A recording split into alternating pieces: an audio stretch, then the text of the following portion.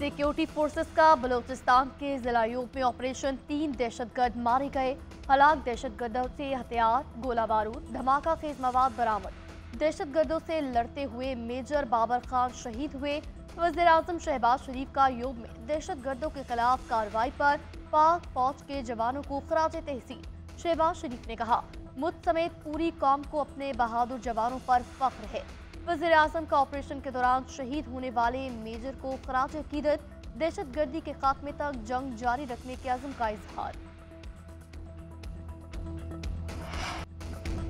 Dubai में पाकिस्तानियों ने कितनी जायदादें खरीदी, दुबई अनलॉक के नाम से तहलका खेज इंकशाफात। 17,000 पाकिस्तानी दुबई में 23,000 जायदादों के मालिक। पाकिस्तानियों की कुल सरमायाकारी की मालियत 11 अरब डॉलर से ज़ायद। सदर आसिफ जरदारी के तीनों बच्चे और हुसैन नवाज शरीफ के नाम शामिल। वज़ीर इत्तलात सिंध और उनकी अहलिया ने भी जायदादें खरीदी। फैसल वावडा, साबिक सदर परवेज मुशर्रफ मरहूम, साबिक वज़ीर आज़म शौकत अजीज के नाम भी जायदादें खरीदने वालों में शामिल। शेर अफजल मरवत, फरद शहजादी की भी दुबई में जायदाद। प्रॉपर्टी लीक्स में 1 दर्जन से ज्यादा रिटायर्ड सरकारी अफसरों, पुलिस चीफ, एक सिफारतकार और एक साइंसदान का नाम भी शामिल। सिंध और बलूचिस्तान के 4 MNA, 6 MPs ने भी दुबई में जायदाद खरीदी। सेनेटर फैसल वावडा ने GNN के program news edge with Fariha Idris में एक दिन पहले दुबई लीक्स आने का बता दिया था। दुबई में गैर मुल्कियों की तकरीबन 400 अरब डॉलर्स की जायदादें खरीदने वालों में भारतीय पहले और पाकिस्तानी दूसरे नंबर पे हैं। दुबई में भारतीयों की जायदादों की मालियत 17 अरब डॉलर है। 19,500 बरतानवी शहरियों की दुबई में 22,000 जायदादें हैं जिनकी मालियत 10 अरब डॉलर है। 8,500 सऊदी शहरी दुबई में 16,000 जायदादों के मालिक हैं जिनकी मालियत 8.5 अरब डॉलर है।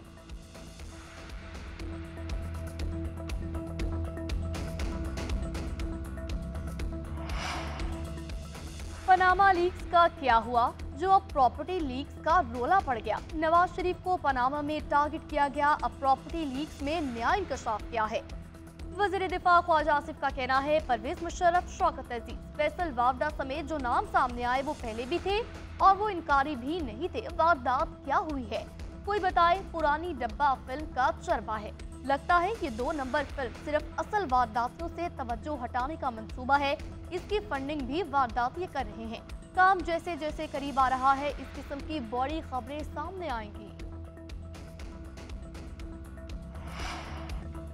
आसिफ अली जरदारी आसिफा भुट्टो की दुबई में इमलाक इलेक्शन कमीशन और FBI में डिक्लेयर्ड हैं। बेनज़ीर भुट्टो की शहादत के बाद दुबई की इमलाक उनकी औलाद को विरसे में मिली। बिलावल भुट्टो की तर्जुमान का कहना है, पूरी दुनिया वाकिफ है कि बिलावल भुट्टो आसिफा भुट्टो ने जिला वतनी में परवरिश पाई। बेनज़ीर भुट्टो की इमलाक में ही रिहाइश पजीर रहे। मौजूदा खबर में कुछ नया नहीं, ना गैर कानूनी है, बज़ाहिरी खबर है और ना ही कोई स्कैंडल। बदनीयती पर मबनी किसी भी कार्रवाई को मुतल्लिका फोरम्स पर चैलेंज किया जाएगा। शर्जील मेमन का कहना है, हमारे साथ से पहले से ही डिक्लेयर्ड हैं। इलेक्शन कमीशन और टैक्स हुकाम के पास जमा मालूमात को सनसनीखेज बनाकर पेश किया जा रहा है। ये कोई नई बात नहीं, पहले से सब कुछ अवाम के इल्म में है।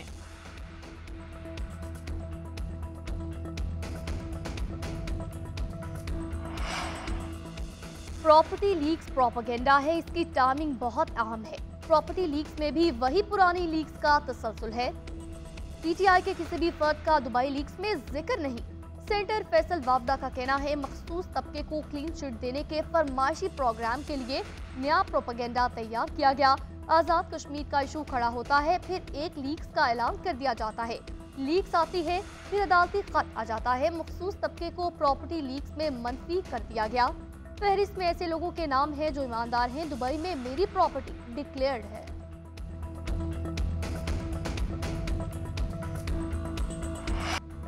ऑडियो लीक्स केस में पैगाम मिला कि पीछे हट जाओ। जस्टिस बाबर सत्तार का chief justice Islamabad high court को खत लिखा। सिक्योरिटी एस्टैब्लिशमेंट के टॉप ऑफिशियल्स की तरफ से पीछे हटने का पैगाम दिया गया। पैगाम में कहा गया, सर्विलेंस के तरीक़ेकार की स्क्रूटनी से दूर रहें।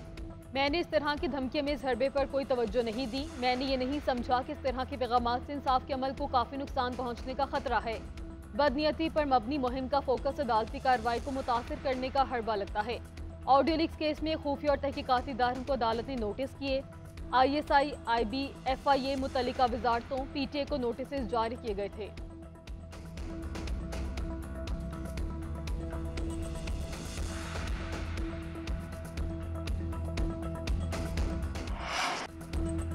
हुकूमत या कोई रियासती इदारा अदलिया के काम में मुदाखलत नहीं करता।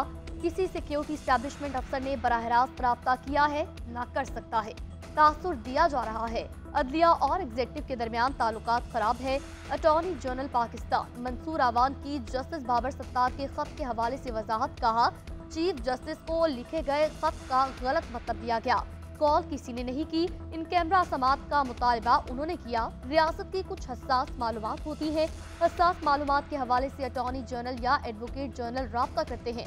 दरख्वास्त की गई थी कि सर्वेलेंस से मुतालिक मामलात पर ब्रीफिंग इन कैमरा की जाए। बदकिस्मती से तासुर कुछ ऐसा लिया गया कि केस का फैसला किसी एक रुख पर कर दिया जाएगा, ऐसा नहीं था। ख्वाजा आसिफ ने मेरे दाद और ख़ानदान का नाम लेकर गैर पार्लिमानी अल्फाज अदा किए। उन्होंने शायद तारीख दरुस्त नहीं पढ़ी।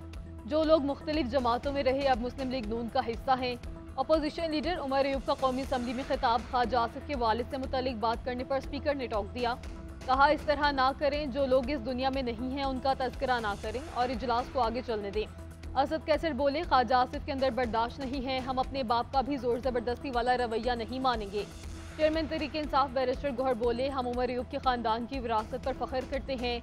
अवाम इनकी हुकूमत नहीं मानती, इसीलिए नवाज शरीफ ने शहबाज शरीफ से पार्टी सदारत से इस्तीफ़ा लिया।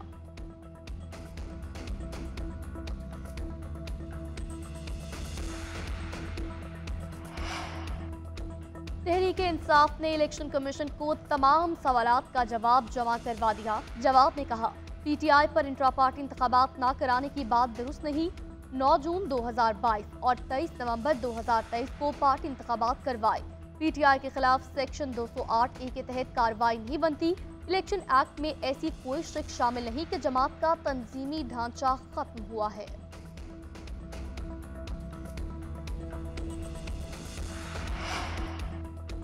तहरीक इंसाफ ने इलेक्शन कमीशन को तमाम सवालात का जवाब जमा करवा दिया। जवाब में कहा, PTI पर इंट्रा पार्टी इंतखाबात ना कराने की बात दुरुस्त नहीं। 9 जून 2022 और 23 नवंबर 2023 को पार्टी इंतखाबात करवाए। PTI के खिलाफ सेक्शन 208A के तहत कार्रवाई नहीं बनती। इलेक्शन एक्ट में ऐसी कोई शिक शामिल नहीं कि जमात का तंजीमी ढांचा खत्म हुआ है।